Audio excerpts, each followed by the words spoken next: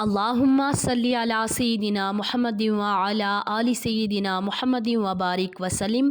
Daily Islamic network YouTube channel پر آپ سب کو خوش آمدید۔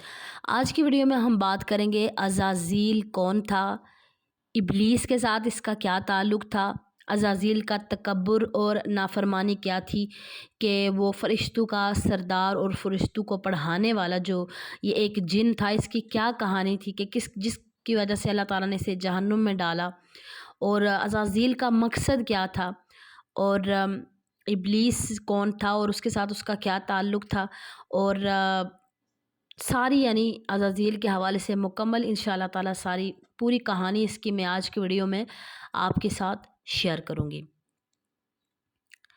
عزازیل اس کا اصل نام ابلیس بتایا جاتا ہے۔ جی ہاں، عزازیل خود ہی ابلیس تھا، جو پہلے جنوں میں سے ایک تھا۔ پہلے ابلیس کا پہلے نام جو تھا وہ عزازیل تھا، جو پہلے جنوں میں سے ایک تھا، اور اپنی عبادت اور پرہیزگاری کی وجہ سے فرشتوں کے ساتھ اس قائم مقام ان کے ساتھ کا مقام حاصل کر چکا تھا۔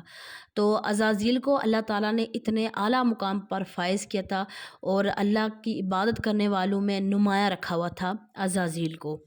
اور اتنی زیادہ وہ ایک جن تھا، فرشتہ نہیں تھا، جن تھا، لیکن وہ فرشتوں کو پڑھاتا تھا۔ اتنی زیادہ عزازیل نے دنیا میں عبادت کی تھی کہ انسان کی سوچ، یعنی دنیا کا کوئی کونا ایسا نہیں تھا کہ جہاں پر اس نے سجدہ نہ کیا ہو، عبادت نہ کی ہو۔ لیکن عزازیل سے وہ ابلیس کیسے بنا؟ جب اللہ تعالیٰ نے حضرت آدم علیہ السلام کو پیدا کیا اور فرشتوں کو حکم دیا کہ وہ انہیں سجدہ کریں، تو سب نے حکم کی تعمیل کی، لیکن عزازیل نے انکار کر دیا تھا۔ تو سب سے پہلے تکبر کی بنیاد وہاں پر ہوئی۔ اس نے کیوں انکار کیا؟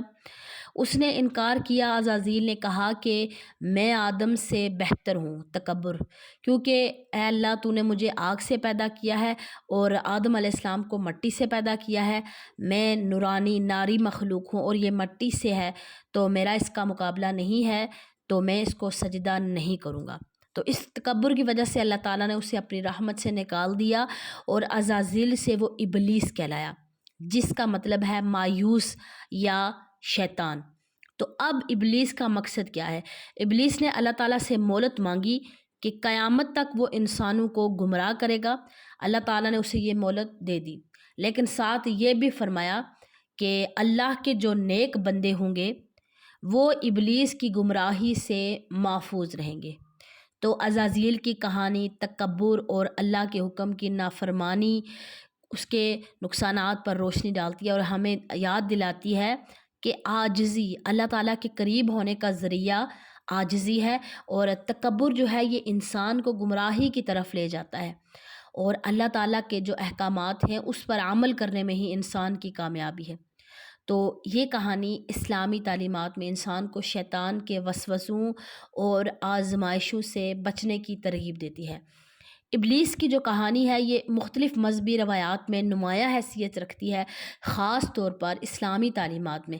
قرآن و سنت میں ابلیس کا ذکر اس کے تکبر، نافرمانی اور انسانوں کو گمراہ کرنے کے عہد کے حوالے سے کیا گیا ہے۔ ابلیس، جو عزازیل کے نام سے بھی جانا جاتا ہے، جنوں میں سے تھا، اور اپنی پرہیزگاری اور عبادت کی وجہ سے فرشتوں کے ساتھ رہنے کا مقام حاصل کر چکا تھا۔ تو قرآن کے مطابق اللہ تبارک و تعالیٰ نے جن آگ سے پیدا کیے ہیں، جبکہ فرشتے نور سے پیدا کیے ہیں، اور انسان مٹی سے پیدا کیے ہیں۔ ابلیس جن ہونے کے باوجود فرشتوں کے ساتھ اللہ تعالیٰ کی عبادت میں مصروف رہتا تھا، اتنا اس کو مقام اس نے حاصل کر لیا تھا، بہت اس نے عبادت کی تھی۔ لیکن اللہ تعالیٰ نے جب آدم علیہ السلام کو مٹی سے پیدا کیا اور اس میں روح پھونکی، تو اللہ تعالیٰ نے سارے فرشتوں کو اکٹھا کیا اور حکم دیا کہ میں نے دنیا میں اپنا ایک نائب مقرر کرنے والا ہوں، وہ آدم ہے، اور اس کو سجدہ کریں۔ تو جتنے بھی فرشتے تھے انہوں نے اللہ تعالیٰ کا حکم سنا اور فوراً سجدے میں گر گئے اور اللہ تعالیٰ کے حکم کی تعمیل کی۔ لیکن ابلیس نے سجدہ سے انکار کیا اور کہا کہ میں اس سے بہتر ہوں۔ سورۃ الاعراف کی آیت نمبر 12 میں اس نے کہا کہ میں اس سے بہتر ہوں، تو نے مجھے آگ سے پیدا کیا اور اسے مٹی سے۔ تو اللہ تعالیٰ کی ناراضگی ہوئی اور اللہ تبارک و تعالیٰ نے اس تکبر اور سزا کی وجہ سے اپنی رحمت سے اسے دور کر دیا اور جنت سے نکال دیا، اور وہاں سے اسے شیطان ابلیس کہا جانے لگا، جس کا مطلب ہے گمراہ کرنے والا۔ وہ اللہ تعالیٰ کی بارگاہ سے ہمیشہ کے لیے ملعون قرار پایا، لعنت کی گئی اس پر۔ سب سے وجہ پہلی کیا تھی کہ اس نے تکبر کیا۔ اچھا، اس نے تکبر کیا، لیکن جب اللہ تعالیٰ نے آدم علیہ السلام کو بنایا تو آدم علیہ السلام کو بنانے کے بعد فرشتوں سے کہا کہ میں دنیا میں ایک اپنا نائب مقرر کرنے والا ہوں۔ تو فرشتوں نے کہا، سورۃ البقرہ میں ہے کہ اے اللہ تعالیٰ، تو ایسی مخلوق پیدا کرے گا جو دنیا میں جا کر خون ریزیاں کریں گی، فساد کریں گی، قتل و غارت کریں گے، لڑائی جھگڑا کریں گے۔ تو اللہ تعالیٰ نے فرشتوں سے کہا کہ میں وہ جانتا ہوں جو تم نہیں جانتے۔ یہ اللہ تعالیٰ نے ان فرشتوں سے کہا۔ تو فرشتوں نے پھر اللہ تعالیٰ کے حکم کی تعمیل کی، اور اللہ تعالیٰ نے کیا کیا کہ پھر آدم علیہ السلام کو بنایا اور فرشتوں نے سجدہ کیا سوائے ابلیس کے۔ اب ایک اور بات اس میں آتی ہے کہ جیسے ہی رمضان المبارک کا مہینہ آتا ہے تو اللہ تبارک و تعالیٰ کو سب معلوم ہے، لیکن پھر بھی اللہ تبارک و تعالیٰ فرشتوں کو بھیجتا ہے دنیا میں کہ جائیں دیکھیں لوگ کیا کر رہے ہیں۔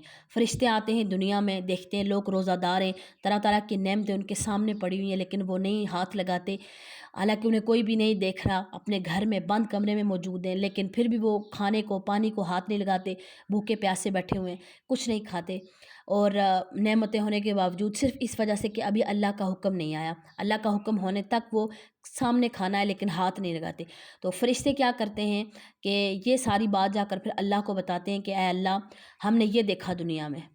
تو اللہ تبارک و تعالیٰ نے اور پھر فخر فرماتا ہے کہ اللہ دیکھیے کتنا انسان سے پیار کرتا ہے، بڑا انسان کے ساتھ اللہ پیار کرتا ہے، اللہ بڑا کریم ہے۔ پھر اللہ فرماتا ہے کہ اچھا، ان لوگوں کے بارے میں تم کہہ رہے تھے کہ یہ دنیا میں فساد برپا کریں گے، خون ریزیاں کریں گے اور قتل و غارت کریں گے، دیکھو یہ بھوکے پیاسے بیٹھے لیکن انہوں نے کھانے کو ہاتھ نہیں لگایا۔ اور پھر فرشتے وہاں پر خاموش ہو جاتے، پھر اللہ کہتا ہے میں نے تمہیں نہیں کہا تھا کہ میں وہ جانتا ہوں جو تم نہیں جانتے۔ سبحان اللہ۔ حالانکہ دیکھیں کہ اللہ تعالیٰ نے انسان کا اتنا پردہ رکھا ہے کہ اللہ تعالیٰ بھیجتا بھی رمضان میں ہے، اور اللہ کو پتہ ہے کہ لوگوں نے روزہ رکھا ہے، پھر فرشتوں کو بھیجتا ہے اور پھر فرشتوں سے کہتا ہے کہ دیکھیں انسان میں نے ایک اپنا نائب بنایا تھا، کتنی یہ اشرف المخلوقات ہے کہ دیکھیں کہ میں نے جس چیز سے منع کیا ہے وہ اس چیز سے رک رہے ہیں۔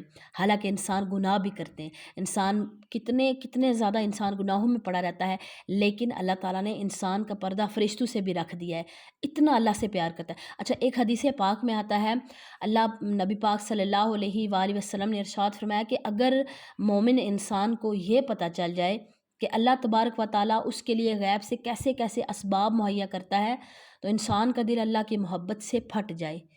اتنا اگر اسے یہ پتہ چلے کہ اللہ اس انسان سے کتنا پیار کرتا ہے اور کیسے کیسے اس کے لیے اسباب کی جس کا اسے معلوم ہی نہیں ہے وہ کرتا ہے، تو انسان کا دل مومن کا پھٹ جائے اللہ کی محبت سے۔ اتنی اللہ تعالیٰ اپنے بندے سے پیار کرتا ہے اور اپنے بندے سے محبت کرتا ہے۔ تو پھر جب اللہ تعالیٰ نے ابلیس کو، عزازیل کو نکال دیا، عزازیل اس کا پہلا نام تھا جو عزت والا تھا، ابلیس بعد میں نام ہوا، تو جب اللہ تعالیٰ نے اللہ تعالیٰ کی بارگاہ سے ہمیشہ کے لیے وہ ملعون قرار پایا تو اس نے چیلنج کیا اللہ تعالیٰ کو۔ جنت سے نکالے جانے کے بعد ابلیس نے اللہ تعالیٰ سے مہلت مانگی قیامت تک کہ اے اللہ تعالیٰ مجھے مہلت دیں تاکہ میں انسانوں کو گمراہ کرتا رہوں گا۔ سورۃ الاعراف کی آیت نمبر 16-17 میں ہے کہ میں تیرے سیدھے راستے پر بیٹھوں گا اور انہیں گمراہ کروں گا، گمراہ کرتا رہوں گا۔ تو اللہ تعالیٰ نے اسے مہلت دے دی، لیکن اللہ تعالیٰ نے فرمایا کہ جو واقعی نیک بندے ہوں گے، جو مخلص ہوں گے، ابلیس ان پر قابو نہیں پا سکے گا۔ تو ابلیس قیامت تک انسانوں کو گمراہ کرنے کے لیے مختلف طریقے اختیار کرتا ہے۔ مختلف طریقے کون سے ہیں؟ وسوسے ڈالتا ہے انسان کے دلوں میں، برائی کو خوبصورت بنا کر پیش کرتا ہے، انسان کو اللہ تعالیٰ کی یاد سے غافل کرتا ہے۔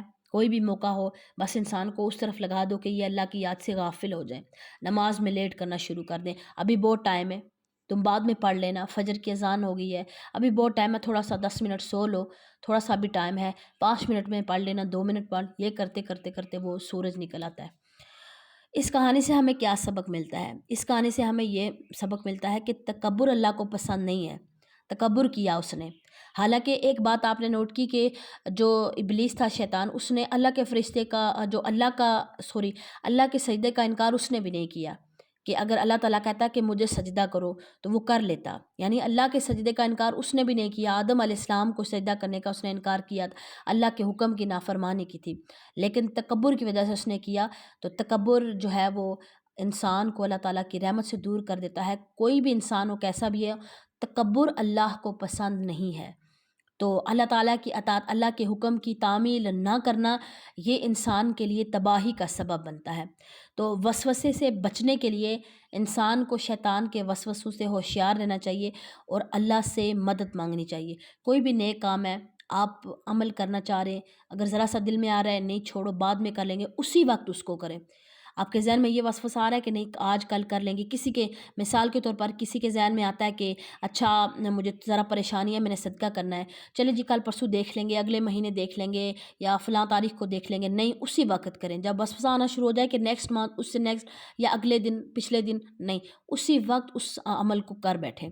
چاہے آپ کی وہ عبادت ہے، سوچ رہے ہیں میرا یہ کام پھنس گیا ہے، میں نے 2 نفل پڑھنے، اسی وقت جائے نماز بچھائیں، وضو کریں، نفل پڑھیں، کل پر شام تک نہ چھوڑیں۔ شیطان آپ کو وہ شام آنے ہی نہیں دے گا کہ آپ، وہ کہے گا کہ آپ نفل پڑھیں، وہ وقت آنے ہی نہیں دے گا، وہ اتنا آپ کو مصروف کر دے گا دنیا میں کہ آپ کو پتہ بھی نہیں چلے گا، اور وہ نہیں آپ کو پڑھنے دے گا۔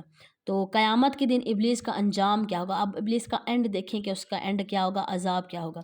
تو قیامت کے دن ابلیس اور اس کے جتنے بھی پیروکار ہوں گے ان کو جہنم میں داخل کیا جائے گا۔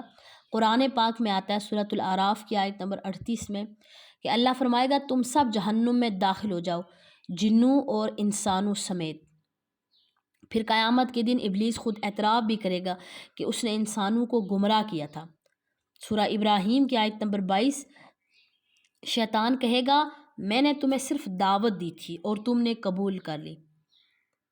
اس اعتراف کے باوجود ابلیس اور اس کے پیروکاروں کو جہنم کے عذاب سے کوئی چیز نہیں بچا سکے گی، اور پھر جہنم ان کا ٹھکانہ ہوگا۔ کچھ علماء ابلیس کی موت کیسے واقع ہوگی؟ ہر نفس کو موت کا ذائقہ چکھنا ہے، سورہ آل عمران میں آتا ہے ہر نفس کو موت کا ذائقہ چکھنا ہے۔ کچھ علماء کا خیال ہے کہ قیامت کے دن یا اس سے قبل ابلیس کی موت واقع ہوگی، کیونکہ ہر جاندار کو موت کا سامنا کرنا ہے، قرآن میں یہ کہا گیا ہے۔ لیکن ابلیس کی موت کیسے ہوگی؟ ابلیس کی موت بڑی دردناک ہوگی۔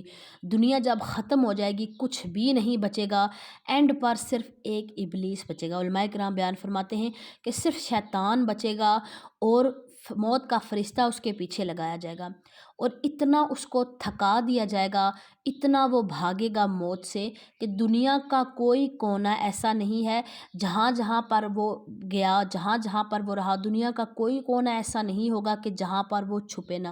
ایک جگہ آئے گا موت کا فرشتہ، دوسری جگہ، لیکن اس کو اتنا تھکا کر اس کو موت دی جائے گی کہ دنیا کے تھک ہار کر جب وہ پڑ جائے گا اس کے بعد پھر اس کو موت دی جائے گی، اور یہ بتانے کے لیے کہ جتنا بھی بھاگ لیں لیکن اینڈ پر انسان کو موت کا ذائقہ چکھنا ہے۔ تو شیطان کو بھی اتنی دردناک موت دی جائے گی، اور سارے جہان میں جتنا لوگوں کو گمراہ کیا اس سے زیادہ اس کی روح نکالتے وقت اس کو تکلیف دی جائے گی۔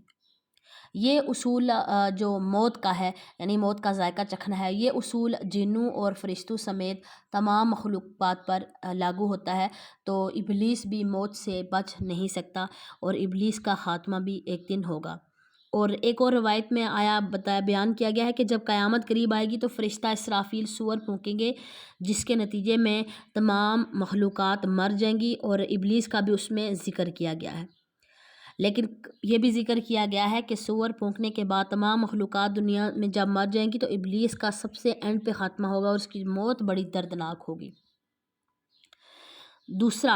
دوسری روایت میں آتا ہے کہ سور پھونکنے کے بعد سب دوبارہ زندہ ہوں گے، اور قیامت کا دن قائم ہوگا جس میں ابلیس کو اس کے گناہوں کی سزا دی جائے گی، یعنی اسے جہنم میں ڈالا جائے گا۔ تو ابلیس کی موت اور اس کے گمراہ کرنے کے، جو انسان کو گمراہ کرتا ہے، اور اس کے انجام ہمیں یہ پیغام دیتے ہیں کہ شیطان ہمیشہ کے لیے غالب نہیں رہ سکتا، جتنا بھی طاقتور ہو وہ غالب نہیں رہ سکتا۔ اور گناہوں کا جو انجام ہے، کوئی انسان ہے جتنے بھی گناہ کر لے اس کا انجام بڑا دردناک ہوتا ہے، کوئی کتنا ہی طاقتور کیوں نہ ہو، کتنا ہی تکبر کیوں نہ ہو، کتنا بھی اس کا چلتی ہو، لیکن اینڈ پر انسان ہو، جن ہو، شیطان ہو، ابلیس ہو، سب کا انجام بہت برا ہوگا جو برے کام کرنے والے ہیں۔ اور شیطان کے وسوسوں سے بچتے ہوئے نیکی کے کام کرنے چاہیے اور توبہ کی راہ پر انسان کو قائم رہنا چاہیے۔ اللہ تبارک و تعالیٰ سے دعا ہے کہ اللہ پاک ہمیں عمل کرنے کی توفیق عطا فرمائے۔